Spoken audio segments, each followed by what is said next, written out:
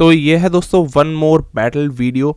इसके अंदर हम लोग बात करेंगे आज फाइनल्स में किस तरीके से कॉल आउट गए हैं और किस बॉडी बिल्डर के जीतने के आसार है। बहुत टफ ये पूरा डिसीजन जजेस की ओर से जाने वाला है, क्योंकि जैसे ही फर्स्ट कॉल आउट लगता है इसके अंदर डायरेक्टली हार्डी और डेरेक को बुलाया गया मिडल में, लेकिन उनके साथ कोने में खड़े हुए थे सैमसन और एंड्रयू जैक्ट। ये देखने के लिए मिला कि हार्डी पहले से ज़्यादा टाइट हो चुके हैं और एंड्रयू के ग्लूट्स, यानी कि जब वो बैक पोज मार रहे थे तो ग्लूट्स के अंदर उनके फाइबर्स दिख रहे थे, यानी कि क्लियरली एंड्रयू जैक्ट भी और ज़्यादा टाइट हुए हैं कल से अभी तक। फिर सारे पोजेस करवाए जाते हैं, ऐसा लग रहा था कि हार्डी और डेरेक में से कोई ना कोई जीतने वाला है। कॉन्फिडेंस इतना ज़्यादा था चारों में, जजेस ने बोला मोस्ट मस्कुलर करो, चारों ही आगे आ गए। ये एक बार नहीं हुआ, लेकिन ये भ्रम एकदम से तब टूट गया जब जजेस ने सैमसन और एंड्रयू को अचानक से बोला कि अब आप दोनों बीच में आ जाओ। और इतने में सैमसन के फेस पे जो इंटेंसिटी बढ़ती है, क्योंकि अभी तक सारे पोजेस डेरेक और हार्डी को बीच में करवा के लगवाए जा रहे थे, लेकिन अब ये दोनों बीच में आ गए। अब इनकी बारी है साबित करने की। दोनों कस के पोज मारते हैं एंड्रयू और सैमसन, और इनको कंपेयर किया जाता है किस पोजीशन के लिए, वो अभी तक भी जजेस क्लियर नहीं थे। बट हम देखते हैं कि एंड्रयू की बॉडी एकदम टाइट होती चली गई, एकदम 3D, और हर जगह एंड्रयू एकदम बेस्ट एवर शेप में दिखाई दिए। मतलब कल से भी ज़्यादा टाइट एंड्रयू आज दिखाई दिए, और उन्होंने बोला था कि मैं जीत सकता हूँ, पूरे चांसेस हैं। इस फ्रंट लैट स्प्रेड में एंड्रयू को कोई पकड़ने वाला नहीं था, ये सच में देखा जा सकता था। इसके बाद एंड्रयू का एब्डोमिनल्स एंड थाई कुछ अलग ही लेवल का था, किसी को अपने आसपास खड़े नहीं होने दे रहे थे, बस हार्डी शुपनी उन्हें थोड़ा बहुत पकड़ पा रहे थे। इसके बाद जजेस फिर कहते हैं सबको कि अब सारे पोजेज हो गए, अब आप करो मोस्ट मस्कुलर। और एंड्रयू तो हाथ ऐसे फैला देते मानो वही मिस्टर ओलंपिया बनने वाले हैं इस साल।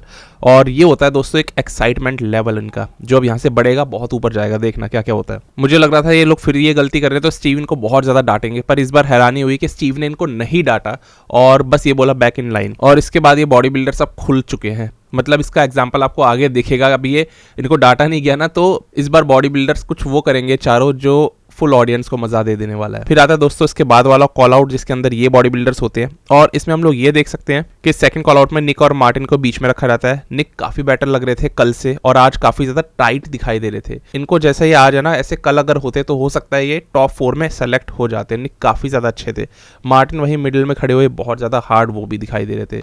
दोनों बॉडी बिल्डर्स एक दूसरे को इतनी तगड़ी टक्कर दे रहे थे, और इनके साथ में ब्रेंडन करी खड़े हुए थे, जो बहुत ज़्यादा कॉन्फिडेंस इस बार दिखा रहे थे, क्योंकि करी की बॉडी ना ऐसा लग रहा है वो और ज़्यादा राउंड हो गए।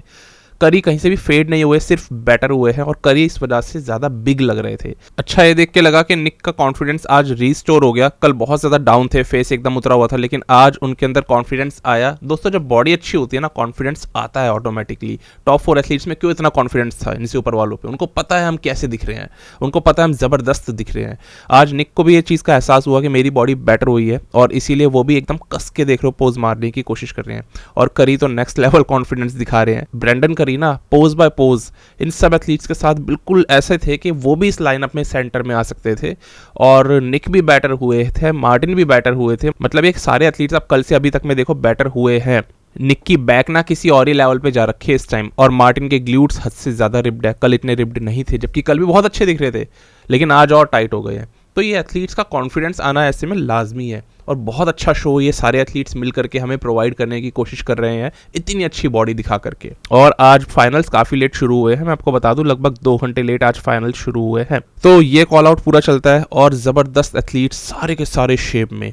फिर दोस्तों उसके बाद फिर आता है लास्ट कॉल आउट, और अब जजेस कहते हैं कि फाइनल टॉप 4 एथलीट्स आ जाओ। हार्डी और डेरेक को फिर एक बार बीच में लाके खड़ा कर दिया जाता है, और एंड्रयू थोड़ा सा दूर खड़े होते हैं, और साथ में सैमसन। यहाँ पर हार्डी और डेरेक एकदम कस के पूरा जोर लगा रहे हैं। और इस समय पे फिल हीथ ने बोल दिया था कमेंट्री करते वक्त कि इस समय बॉडी बिल्डर्स को बहुत ज़्यादा दर्द हो रहा होता है, क्योंकि वो अपनी पूरा जोर लगा करके एडी चोटी का पूरा जोर लगा करके पोजिंग कर रहे होते हैं, और उनके हर एक लीगामेंट जॉइंट में उस वक्त पेन हो रहा होता है, और बहुत ज़्यादा मसल को एक्सट्रीम लेवल पे टाइट कर रहे होते हैं। और ज़्यादा एनर्जी तब आती है जब लोग चीयर अप करना शुरू कर देते हैं।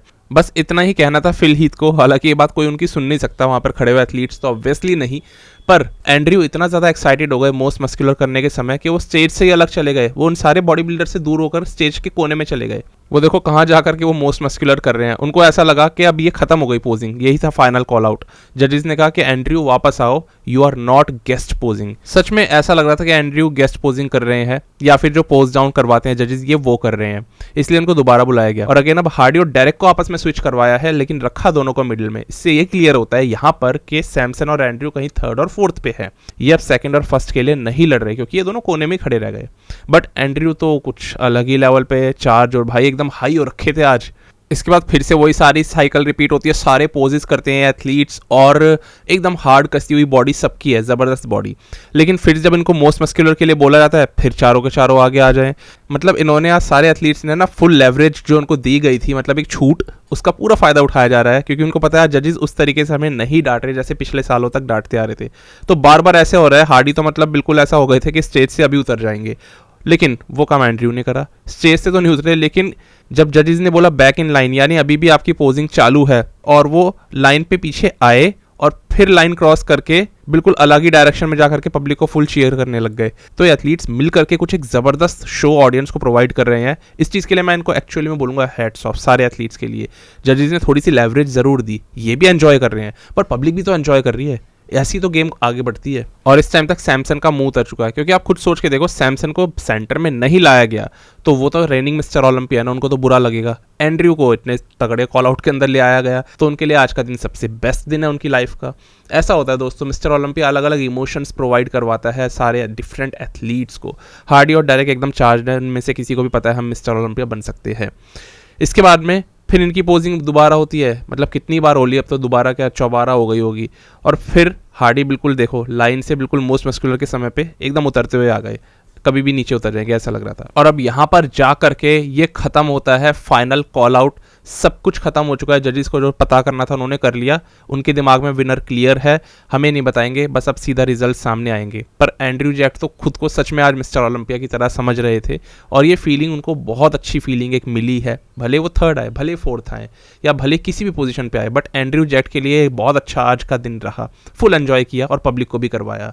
बहुत अच्छा शो इन सारे एथलीट्स ने मिलकर के हमें दिया है। एंड्रयू की बॉडी एकदम ज़बरदस्त दिख रही थी, आखिर के मोस्ट मस्कुलर में तो कुछ ज़्यादा खतरनाक। हार्डी एकदम ऐसी शेप में थे जो कल से भी बैटर थे, हार्डी के चेस्ट में और ज़्यादा फाइबर्स दिखे, लेग्स में भी, और डेरेक की बॉडी भी बहुत ज़्यादा हार्ड और फुल थी। वहीं सैमसन को आखिरी तक फिर पसीने आ गए, जबकि सारे ये तीनों बॉडी बिल्डर्स एकदम ड्राई हार्ड थे, इनकी बॉडी में पानी था ही नहीं।